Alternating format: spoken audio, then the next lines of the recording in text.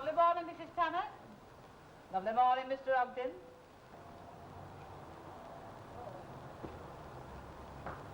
Look, I'm telling you, it might be a bottom of cut now, for all we know. Oh, I doubt that, Mrs. Ogden. I think Gretna's far more likely. What do you mean by that? Now, don't talk so daft, Annie. He was only giving you a driving lesson. Oh, ostensibly. You are? No, all I'm saying, dear, is that the driving lesson was the apparent reason for them going out into the moonlight together. Oh, well, I think we ought to call police. You know, get a message on wireless. Oh, now, Well, do you think I should phone round the hospitals, then? Now, love, I think you're fretting yourself about summat to note altogether. He'll turn up. They always do in a case like this. Look, here's me been up half the night worrying me guts out, and all you two can do is just stand there as if naught had happened. Oh, I'm not saying that nothing had happened, dear. All I'm saying is that it's no concern of the police. Annie?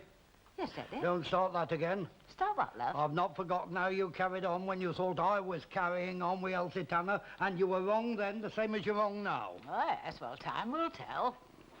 Paper. What's that, love? Well, we ought to get morning papers. If anything's happened to him, it'll be on front page. Love, if anything had happened, if there'd been an accident or out like that, you'd have known by now. The police send round straight away.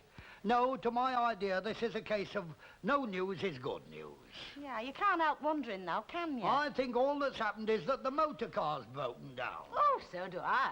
But it's all very compromising. Ah, well, I'll compromise Elsie Tanner when I see her, when it hurts most. One thing, Mr. Ogden has far too much imagination to say that they ran out of petrol.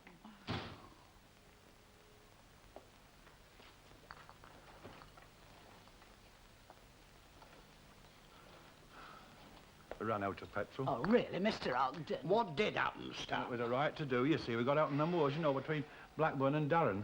Oh, yes. We were bowling along nicely, you know, and suddenly we ground to an old... The petrol gauge was wrong, you know. It was showing half full, but flipping tank were bone dry. And couldn't you have got some more? We're miles from anywhere. How convenient. And we did a daft thing. Oh, what was that? Stanley Ogden, will you tell me just what you was doing out all night with Elsie Tanner? You won't believe me if I tell Never you. mind that. You just tell me and we'll see if I believe you or not. We played chuckstones. Chuckstones? Chuckstones? Chuckstones? Aye. It were quite fun, too. I'm sure it was. Number 3, is it? That's right. It's okay, isn't it? Hey, Nice house, houses. you are? I'm saying it, it's not a bad old place, is it? No, very nice. It's all mine. Would you sign here, please? Sure. Got a pencil? No. Oh, never mind, I got one here.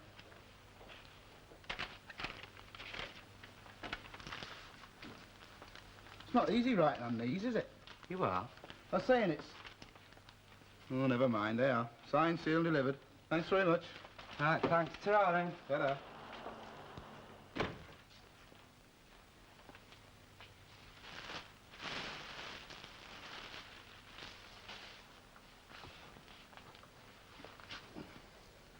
You're certainly a glutton for punishment.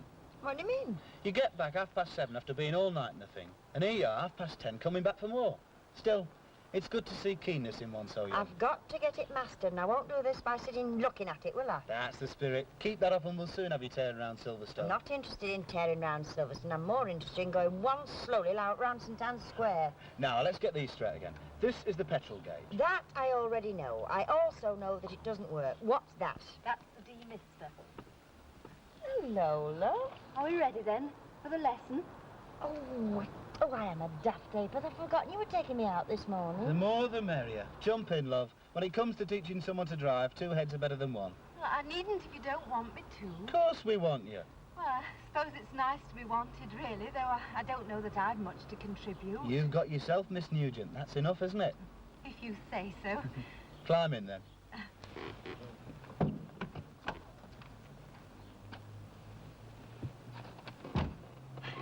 Very luxurious, really, isn't it? Oh, nothing but the best for Elsie.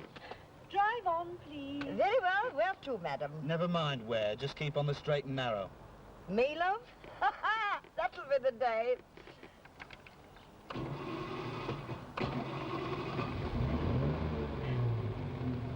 You needn't have bothered Mrs. Clegg. I would have come and fetched her myself. Oh, it's no trouble. Anyway, lads used to deliver. At least you've got away from Mrs. Sharples for a couple of minutes, haven't you? Oh, no. She's been a godsend, that woman. You know you want to get away from that place more than you do. Suppose I do. Cooped up there? I've seen your lights shining at all hours. Well, I read a lot. You mean you stare at the pages? Something like that. You know what you could do with half an hour of a night? In the Rover's return, bottle of stout, bit of gossip, and then put the world to bed. No thanks, Mr. Fairclough. I went in there last week with Mrs. Sharples. I don't think I could face it again. Oh, you mean Annie Walker, the fire-breathing dragon? More than that. Much more. All my married life, I've loathed and detested public houses because of what they'd done to Les. Maybe you should have gone in with him, kept him on a collar and lead. Maybe I should at that. Maybe I should. You know, public houses can be a sort of safety valve. There's lots of people around here who'd go spare if they hadn't got somewhere to go and have a gossip. Thanks, Mr. Fairclough, but I'm a bit too set in my ways. Look, you can tell me to mind my own business if you like, but you've put everything you've got into this place, you know. This is your last stand. And you've got to learn to live with the people in this street, you know. Like Annie Walker, Hilda Ogden, old Uncle Tom Copley and all. But do they want to learn to live with me? You'll have to try, love. Mix with them. We don't sympathise with people round here, you know. We understand them. And that's very different. Well, thanks all the same. No, thanks, love. I'll see you in the Rovers tonight. I couldn't. All right. I'll cancel my order with you then. All those beans I get, I should get them wholesale. All right. You win. Well, if that's all, Mrs. Walker, Yes, dear? I've got some business of my own to attend to. Oh, I wonder what that can be. Elsie bloomin' Tanner. She won't know what's hit her when I get at her. You'll have a job, love. How do you mean? Getting at her. She's going to do orbit in that motor car of hers. That doesn't surprise me neither. Well, if Elsie Tanner's in a car, how do you think you're going to catch her? If need be, Mr. Walker, I'll get a bloomin' taxi. They had such lovely furniture in that shop, Mrs. Sharples. I bet it was a lovely price and all. You're not kidding. Honestly, I've just no idea how much furniture cost. What did you get, anyway? Well, you mustn't tell Dickie, because it's got to be a secret for him. Oh, my lips are sealed. I've got a wicker elephant. Come on, then. An elephant made out of wickerwork. It's being delivered today. Well, I think you've made a wonderful start. Do you think so? I've always said to young couples starting out, so long as you've got a wicker elephant in your bottom drawer, you can't possibly go wrong. Oh, it's great, love, great. You're a proper little smasher. It's come This morning. and you really like it. Well, it's like sitting on air. Sitting on air? Well, luxurious, isn't the word? You've been sitting on it. Of course I have. What do you expect? I expect you these days. Has anyone seen a wandering swivel chair? You bet I have. Ah, well, I think there's been a little mistake. Mistake? Mm-hmm. Is this yours? Yeah. No? Well, it certainly isn't mine. Got your name on it, but it was delivered to our flat. What are you going to feed it on, then? What in the name of creation's that? Hey! Come back here, Elsie Tanner! I want to sort you out! Hey!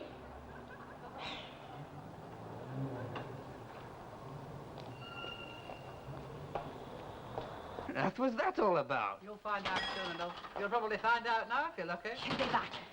She'll be back, and when she is, I'll wrap her flaming heap of junk right round her flaming neck.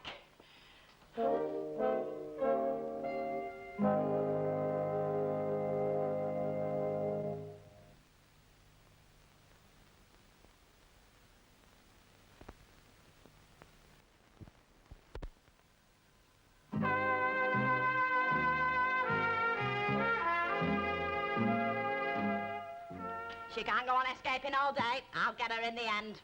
Do you know, she's like a serpent, that woman. Got her fangs into my stand and dragged him off into the hills. I think you're making a mountain out of a molehill. Maybe so, Jack, but if I may employ another old adage, there's no smoke without fire. Ah, well, there'll be fire and brimstone when I get hold of her. What are you so scared of her for? Scared me? Who am I supposed to be scared of? Oh, plain as the nose on your face, all that Dutch courage. What? Dutch courage? I don't need no Dutch courage. Give us another, will you, Mrs. Walker? It doesn't look like it. No, it's just that I'm, What? Yes? thirsty.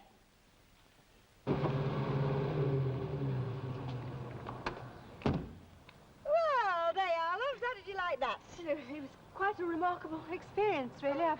I've often wondered what it must be like to be in the Monte Carlo rally. Oh, you're welcome. Call again any time. Yeah, I'd love to. OK, jump in and we go round again. Oh, not now, please, if you don't mind. You're not the only one, Miss Nugent. Well, any time you fancy a spin, just let me know. How about the lakes on Saturday? I can't swim. Thank you. I'll see you later.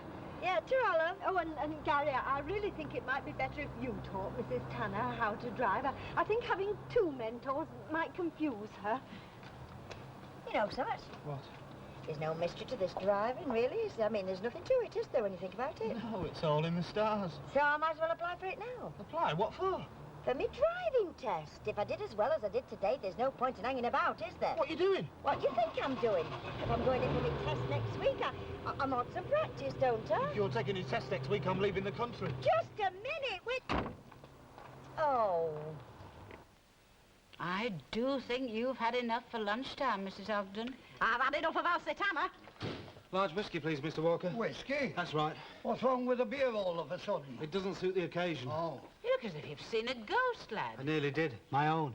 What on earth's the matter? Honest, I'd rather go over Niagara Falls without a barrel than go through that lot again. What's all this about, lad? She drives like a maniac. You know, we nearly took Salford Town Hall with us first time round. Is this Mrs. Elsie Tanner? That's right, yeah. Oh, I want to see her. You're welcome to her. All she does is just sit there with a great smile across her face. Right. We just have to wipe it off for her, won't we? What's all that mean? Well, it means, if my surmise is correct, that we are about to witness something not far removed from the gunfight at OK Corral. Elsie Tanner! I've got something to say to you. What was that, love? What was you doing all night with my Stan? You better ask Stan that, haven't I'm asking you. You had it all worked out in your wicked scheming little mind, hadn't you? Mrs. Ogden, I don't want you Anything to drive Stanley, you said. Then you go and fix your car so as you can get your clothes into him. I know your sort. Your Stan could have very easily come home, Mrs. Ogden, if he'd wanted to. Are you suggesting that my Stan... Oh, there's a word for people like you.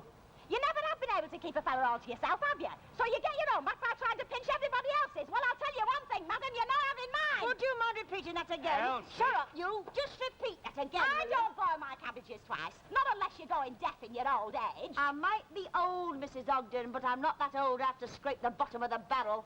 And what do you mean by that? That I have to go chasing after great lumps of lard like your husband. What's wrong with my husband? You've got eyes, haven't you? If he's good enough for me, he's good enough for you. Ah, but just one thing, Mrs. Ogden. I happen to have a bit better taste than you have. Oh, have you? Well, at least I've had the taste to stick with one man and not go chasing after every other fella from here to Kingdom Come. I should think the reason for that is obvious. What's that? Has any other fella ever looked twice at you?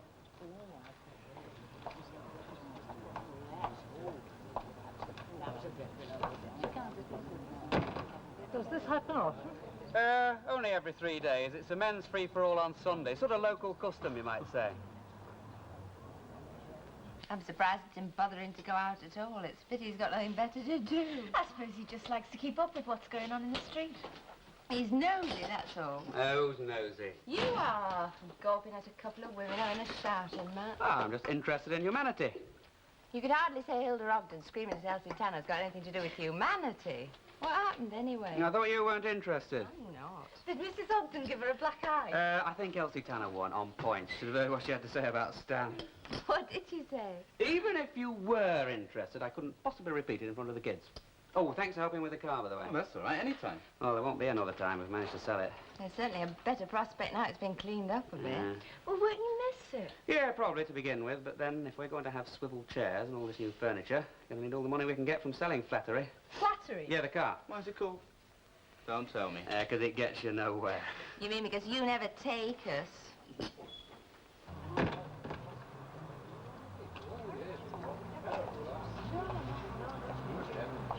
I don't know what you lot are hanging about for. The show's over for today, unless you'd like me to go round with the act.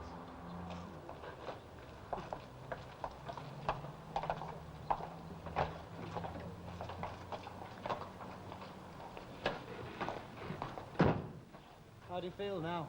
I feel fine. Don't suppose Hilda Ogden's feeling so well, though.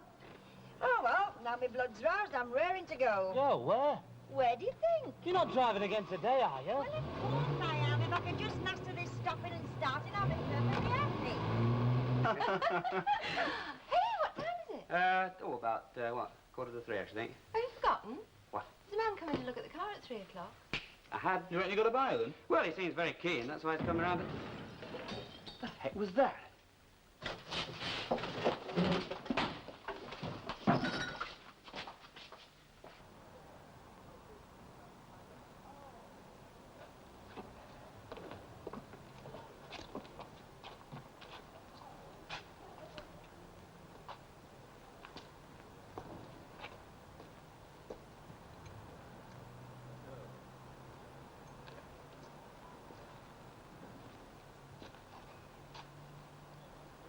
What time did you say that bloke was coming to look at the car? There you are.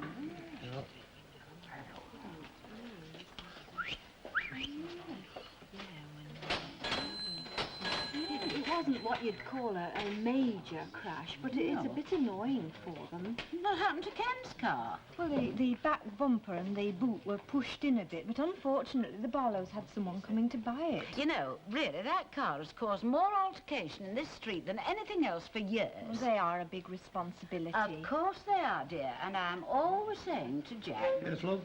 ...that irresponsible people should never... Oh, how very nice to see you in here again, dear. Oh, no, I just... Came in for a little celebration, that's all. A celebration, how nice. Yeah, me moving into Coronation Street. Of course. And welcome officially to Coronation Street, Councillor Fairclough. Well, I think this calls for a drink. On me. What will you have, Mrs. Clegg? Oh, just a lemonade, Oh, please. come on, love. Have something a bit stronger. A drop of gin. Lady said lemonade, Jack, and that's what she meant. Rightio. And a pint for you, Councillor? Right, first time, Mrs. Walker. Not lemonade, of course. There you are, dear. Well, if it does you no good, it'll do you no harm, love. No, I don't suppose it will. Cheers, love. There you All are. the best. And may you soon feel at home in your new surroundings. Thank you. Ah, there's plenty of good street entertainment, like this afternoon. Aye, what time's the bullfight start? Good evening, Mrs. Tanner. Gin and tonic, please. Yes, of course. Excuse me. What exactly did happen this afternoon? Well, I'd rather not go into it now, if you don't mind. It was not quite a convenient time. Oh, I see what you mean. Bit of all right, was it? Just shut up about it then, will I you? can't imagine you and Sten Ogden together, you know. Still, Still what? every man to his taste. Oh. Or woman, as the case may be. Leave it alone, will you? I can't imagine what you and Sten Ogden were doing in a car all night. Do you really want to know what Stan and I were doing all night? Yes. Playing fivesies. Hey, I've heard it called some things. If you don't believe me, I can prove it. Here, in my pocket. 1, 2, 3, 4, 5. Hey, they used to call them dibs when we were kids. No, Jack, Dobber and Kibbs I it have was heard called. it called some things, I'm not joking. I'm sorry, dear, what was it you were saying about this Mrs. Spicer, her name is. She's moved in next door to Mrs. Sharples. Oh, I don't think I've seen her. What's she like? Oh, very smart. Oh. Well, you might almost say elegant. Oh, what sort of age? Well, she must be a pensioner, but really, she doesn't look a day over 55. I liked her. Oh, well, it's to be hoped that Mrs. Sharples does if they're going to be neighbours. Well, Mrs. Sharples is easy enough to get on with, isn't she? No comment, I think the saying is. Mr. Uchard, that thing about the radio. Well, what's it like living in the old Barlow cottage then? Oh, very cosy and comfortable until you and Elsie started stock car racing. Oh, boy. I believe there's a bylaw against it somewhere. I'll check anyway. We'll have to get motorbikes then. I tell you what, I'll mend your bumper for you. And that dent in the back. Hello, thanks. Oh, thanks, then. How much? Well, when I moved into your place, you see, I found about a few £1,000 notes buried under the floorboard, so I'll take it out of that. Oh, yeah, that's right. We put them there to stop the dry rot, didn't we? Jack? Yeah? What are you having then? A cure for dry rot. Same again, please. Well, that's a pint and a half and... A sherry. A shandy, please. Sherry? How are those two kids going on? I saw a furniture van outside their place this morning. Dicky and Audrey. Well, it's not exactly the ideal Holmes exhibition, but they're making a start. With a wicker elephant. Naturally. What else? They're a strange pair. Oh, they're a nice. Oh, they're a nice pair, very nice, but strange. What are they doing then? Young kids making home in their spare time? Yeah, it's a sort of hobby with them, you know, like some people take up table tennis. I don't think it's any of our business. Of course it's our business. No man is an island. Now, he's an apprentice during the day and a student during the evening, and He she's... goes to school Oh, so what? Change the subject. I will not change the subject, because the proper study of man is man, or boy and girl. Yeah, girls with miniskirts, preferably. Yeah, anyway, they meet in the early morning, midday, and in the evening. They knock nails into the wall, they prop up second-hand bits of furniture with old geography books, and they make cups of tea. Well, we did the same, yes. Ah, yes, but there's a difference. Like what? Like around about 9 o'clock. They sing the first 54 verses of Bless This House, and then he gets on his bicycle and goes up the street, and she goes down the street and catches the 42 bus. That's modern education. Not the sort that I teach. You don't need to stand there and tell me you wiped the floor with Elsie Tanner, because I know you didn't. Oh? I was there in person. I witnessed the whole disgusting business. Oh, you know, I never thought of it till you mentioned it then. That's just the right word for her, disgusting. I wasn't only thinking of her, but it's shutting up time, and I've got some boiled bacon and cabbage on stove, and I don't want that spoiling. I'm very fond of that. 1 to 5. I'm sorry we're closed. Oh, I'm sorry, Miss South. We have a 7 o'clock closing. Come back in the morning. Excuse me. Yeah. If 7 o'clock is closing time, I think we've still got another 4 minutes in which to do business. I'd like a low-calorie loaf, please, if you've got one. Have to keep your eye on your figure, you know, when you get to my age. Daft, I call it.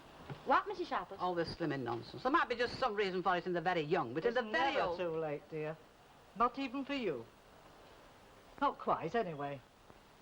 Well, I might as well introduce myself. You're Mrs. Sharples, aren't you? I am.